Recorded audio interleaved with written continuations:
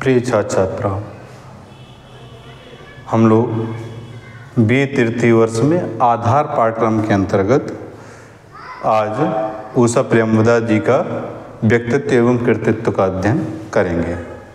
चूँकि आपके BA तृतीय वर्ष में उषा प्रियंवदा जी एक महत्वपूर्ण व्यक्तित्व हैं, जिसमें उनकी यदि हम कहानी की बात करें तो वापसी कहानी बहुत ही मार्मिक कहानी है, जो है क्या है आपके पाठ्यक्रम में संकलित है। और इस कहानी के माध्यम से किस तरीके से जो है एक व्यक्ति जो रेल विभाग में होता है और वह जब घर वापस लौटता है उसकी कोई बात नहीं मानता, जिसने आजीवन परिवार से अलग रहकर परिवार की बढ़ोतरी में, परिवार की तरक्की में अपना अहम योगदान दिया, वह पहिया जब सेवानिवृत्त होकर घर आता है तो उसे जो है हताशा, निराशा और जिल्लत जो है झेलनी पड़ती है। उसका आना ना आना घर वालों के लिए कोई महत्व का विषय नहीं होता है। वो जिस आशा और उम्मीद के साथ आया था कि चलो पूरा जीवन तो मैंने रेल विभाग में बिता दिया, अब घर में अपने परिवार के सदस्यों के साथ में बेहतर जीवन में जीऊँगा, लेकिन सभी से उपेक्षा मिलती है और अंततः वह जो रेलवे विभाग का कर्मचारी होता है वह पुनः जो है घर वापसी, मतलब घर आता तो है लेकिन पुनः जो है अपनी नौकरी में लौट जाता है। तो इस तरीके की कहानी, मार्मिक कहानी, जब उसको हम लोग जब अध्ययन करेंगे तो उसको समझने का प्रयास करेंगे। आज हम लोग उषा प्रियंवदा जी का व्यक्तित्व एवं कृतित्व देखते हैं, जो बहुत ही महत्वपूर्ण है। उषा प्रियंवदा जी का जो जन्म है वह 24 दिसंबर 1930 ईस्वी को कानपुर देहात में जो है हुआ था। कानपुर देहात की अगर हम बात करें तो कानपुर का वह देहाती क्षेत्र, मतलब जब हम लोग अगर हम देखें लखनऊ, कानपुर और जो है डिस्ट्रिक्ट जालौन, एक तरफ जो है इस तरफ देखा जाए तो औरैया पड़ जाता है, तो इनके से जो क्या है चारों तरफ से क्या है घिरा हुआ है ये कानपुर देहात। इनके पति किम विल्सन जो है, इन्होंने शिक्षा की अगर बात किया जाए तो अंग्रेजी जो है, जो MA है वो इन्होंने अंग्रेजी विषय में किया है। किस विषय में? अंग्रेजी विषय से इन्होंने MA किया है। और कहाँ से किया? इलाहाबाद विश्वविद्यालय से। इलाहाबाद विश्वविद्यालय से इन्होंने क्या किया है? MA किया हुआ है। और फिर इन्होंने PhD की उपाधि दर्ज की, वो भी इंग्लिश में, और किस विश्वविद्यालय से? इलाहाबाद विश्वविद्यालय से ही जो है इन्होंने PhD की। इसके पश्चात जब PhD करने के बाद ये क्या करते हैं, ये मिरांडा हाउस जो है, अब मिरांडा कॉलेज, पहले मिरांडा हाउस कॉलेज नाम से फेमस है आपका दिल्ली में, तो मिरांडा कॉलेज में इन्होंने अध्यापन किया। फिर लेडी श्री राम कॉलेज में जो है इन्होंने दिल्ली में ही अध्यापन कार्य किया।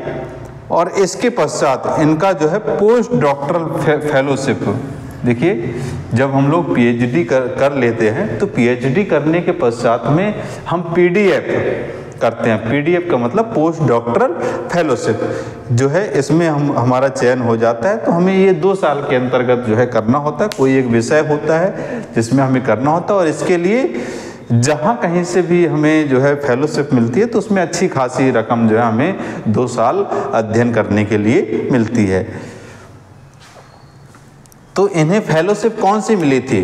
फुल ब्राइट स्कॉलरशिप जो है मिली थी पोस्ट डॉक्टरल के लिए, जिससे ये क्या करते हैं, विदेश जाते हैं।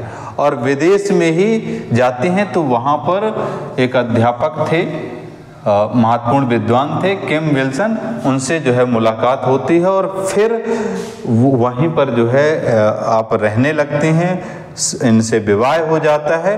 और इसलिए फिर इसके बाद वहीं पर जो है रहकर विस्कॉन्सिन विश्वविद्यालय में आपने अध्यापन कार्य किया और यहीं से आप सेवानिवृत्त हो गई। आप मूलतः जो है साहित्यिक, मतलब साहित्य लेखन में आप बहुत सजग हैं। कहानी संग्रह में अगर हम देखें, इनकी जो पहली कहानी है वो लाल चूनर है, सरिता पत्रिका में जो है जो प्रकाशित हुई थी। कहानी संग्रहों की बात करें तो जिंदगी और गुलाब के फूल 1961 में प्रकाशित हुआ, एक कोई दूसरा 1966 में प्रकाशित हुआ, कितना बड़ा झूठ 1972 में, मीराबाई जो है इनका क्या है, अंग्रेजी कहानी संग्रह है, अंग्रेजी भाषा में है, और सूरदास भी अंग्रेजी भाषा में है, तो ये हमें ध्यान रखना है। उपन्यासों में इनकी 55 खंबे, लाल दीवारें 1961 में, रुकोगी नहीं राधिका 1967 में, शेष यात्रा 1984 में, अंतर्वर्षी और 2000 ईस्वी में, भया कबीर उदास 2007 में। बहुत ये जो है अगर कुछ रचनाओं की हम बात करें, रुकोगी नहीं राधिका, भया कबीर उदास, 55 खंबे, लाल, यहाँ से आपका प्रश्न जरूर पूछा जा सकता है। मतलब आपकी कोई एक कृति दे दी जाएगी, 55 खंबे लाल दीवारें किस विधा की रचना है, या 55 खंबे लाल दीवारें किसने लिखी है, रुकोगी नहीं राधिका ये किसने लिखा हुआ है, भया कबीर उदास यह किसने लिखा है। तो इनको हमें बहुत ध्यान से देखना है। ये 3 रचनाएं तो आप ये समझ लीजिए, नोट करके रखिए, रुकोगी नहीं राधिका, 55 खंबे लाल दीवारें, भया कबीर उदास, और इसके साथ इनका और कहानी संग्रह में अगर हम देखें तो सबसे मुख्य है जिंदगी और गुलाब के फूल, ये जो हमें ध्यान रखना है। इनका जो है अगला जो उपन्यास है वो है नदी 2013 ईस्वी में। इन्हें जो सम्मान की बात करें तो सम्मान इनको कौन कौन से मिले हैं, तो सम्मान को यदि हम देखें तो ऊपर ही नोट कर लेते हैं यहाँ सम्मान। तो सम्मान में इन्हें पद्म भूषण मिला हुआ है, पद्म भूषण जो भारत सरकार द्वारा प्रदान किया गया है, और डॉक्टर मोटारी सत्यनारायण पुरस्कार, दूसरा डॉक्टर सत्यनारायण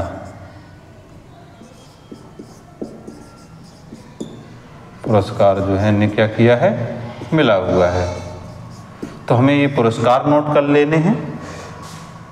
मूल चीज़ जो यहाँ से पूछा जा सकता है वो ये कि इनका जन्म स्थान पूछा जा सकता है। ये जो है अगर आपके पाठ्यक्रम में देखी जाए तो ये मूलतः भारत से बाहर रहने वाली जो है साहित्यकार हैं। तो इनकी हमें कहानी और कहानी के साथ उपन्यास, इन पर जो है हमें ध्यान रखना है कि ये क्या क्या हैं।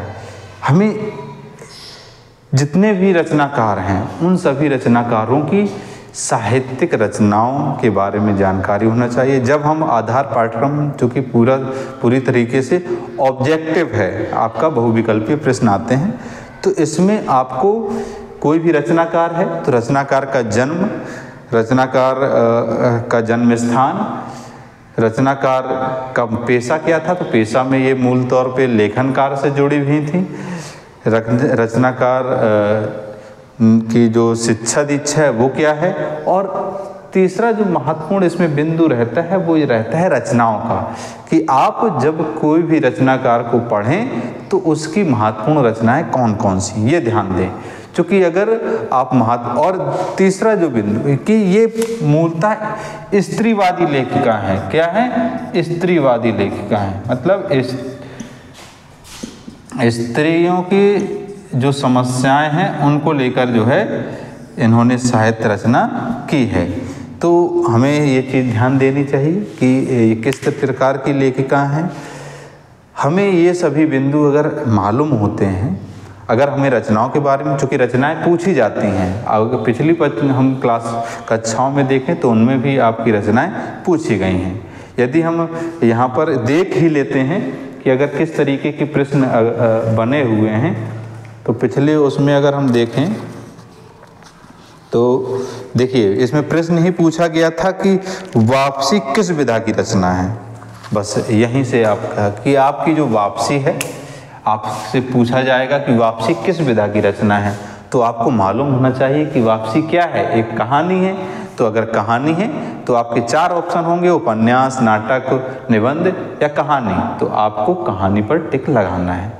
तो हम लोग बहुत ही गंभीर तरीके से इस जो वापसी कहानी है उसको पढ़ने का काम करेंगे।